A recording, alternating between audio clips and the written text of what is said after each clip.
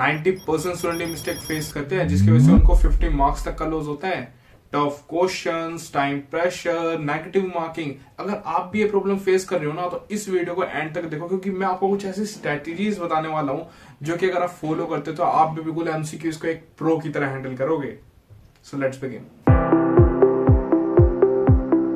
हम समझते हैं कि why most student gets MCQs wrong. So see, जैसे आप क्वेश्चन देखते हो एंड आप ऑप्शंस देखते हो, आप जल्दी से एकदम एक हार्डली स्टांस ले लेते हो, दो अपनी चॉइसेस बना लोगे कि मेरे को दो ऑप्शन ये सही लग रहा है, ये भी सही है। फिर आप पे क्या ओवर थिंक करने लगोगे, फिर आपके ऊपर टाइम प्रेशर रहेगा और टाइम प्रेशर के चक्कर में आप एक कोई भी हार्ड गेस कर लोगे, एकदम से आप कोई गेस कर लोगे कि ये सही है, फिर आपका एमसीक्यू गलत हो जाता है। तो इसी प्रॉब्लम को हम सोल्व करेंगे। तो सी,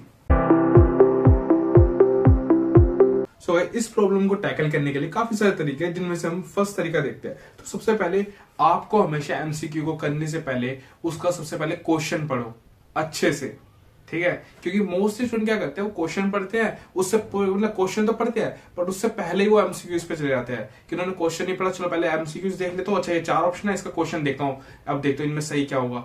तो गाइस ये बिल्कुल गलत तरीका है। सबसे पहले आपको क्वेश्चन पढ़ना है, जितना अच्छे हो सके उतने बिल्कुल ध्यान से क्वेश्चन को पढ़ो, क्वेश्चन की डिमांड क्या कर रहा है क्वेश्चन एमसीक्यू का, तब पढ़ो, देन आप उसके एमसीक्यूज की तरफ जाओ। Got it. So second thing is elimination method.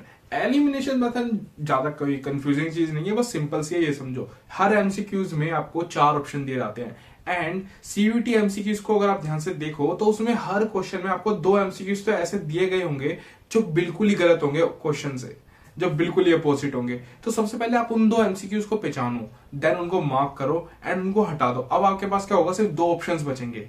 अब उन 2 ऑप्शंस में से आपको क्या करना है, आपको गेस करना है कि आपको चेक करना है कि कौन सा सही है। तो इससे क्या होगा, जो आपका 25% था पहले गेसिंग का, वो 50% हो चुका है। सो गाइस, अब आपको सिर्फ 2 ऑप्शंस में से डिसाइड करना है कि कौन सा आंसर ठीक है। सो गाइस, अब अगर हम थर्ड की बात करें तो थर्ड ट्रिक बेसिकली यही है, keyword matching trick.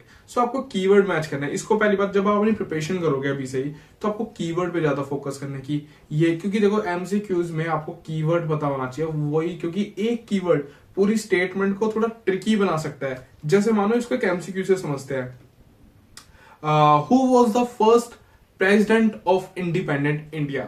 As we all know, doctor Rajendra Prasad. But अगर इस क्वेश्चन को मैं ऐसे पूछूं, Who was the first elected president of independent India? अब यहाँ पे मैंने इलेक्टेड डाला तो ये थोड़ा स्टेटमेंट थोड़ी सी कंफ्यूजिंग हो जाएगी कुछ बच्चों के लिए, एंड वो कंफ्यूज हो जाएंगे, यार इंडिया के फर्स्ट प्रेसिडेंट तो यार राजेंद्र प्रसाद थे इंडिपेंडेंट इंडिया के, अब यार इलेक्टेड कौन था? तो गाइस, इलेक्टेड भी वही थे, वो बस थोड़ा सा आपको एक कीवर्ड ऐड कर दे, इसके से स्टेटमेंट चेंज हुई है बट वो क्वेश्चन सेम ही चीज पूछ रहा है। तो आप कीवर्ड पे ज्यादा फोकस रखना, ठीक है, अंडरस्टैंड।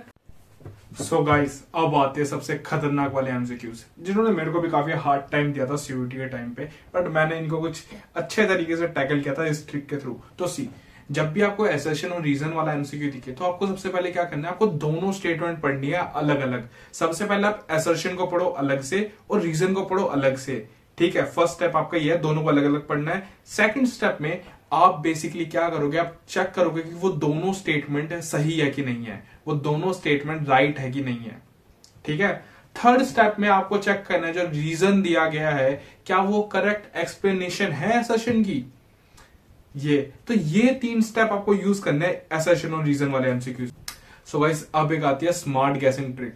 इसने बेसिकली मेरे को बहुत मदद करी थी मेरा टाइम बचाने में सीयूटी में। सो सिंपली देखो, जब भी कोई एमसीक्यू आप देखते हो और उसमें ऑप्शन है ऑल ऑफ द अबव, तो आपको सिंपली क्या करना है, आपको सबसे पहले चेक करना है कि अगर उस एमसीक्यू में 2 ऑप्शन करेक्ट होंगे तो ऑब्वियसली उसका answer all of the above होएगा।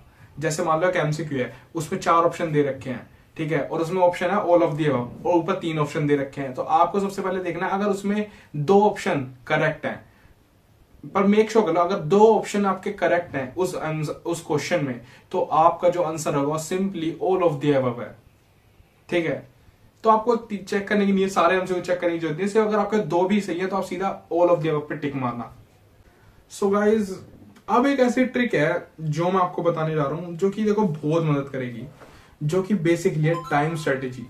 सो देखो, टाइम स्ट्रेटेजी सीयूईटी में आपकी टाइम की सबसे ज्यादा वैल्यू है, क्योंकि लोग क्या करते हैं, बहुत कंफ्यूज हो जाते हैं, वो एक ही क्वेश्चन बैठ के रहते हैं, नहीं यार मैं तो पहले इसको ही करूंगा तभी मैं नेक्स्ट पे जाऊंगा, अगर मेरे से ये नहीं होता मैं नहीं बढ़ूंगा आगे, यही करना है यही करना है। उस पर इतना टाइम वेस्ट कर दोगे तो आगे के क्वेश्चन कब करोगे भैया।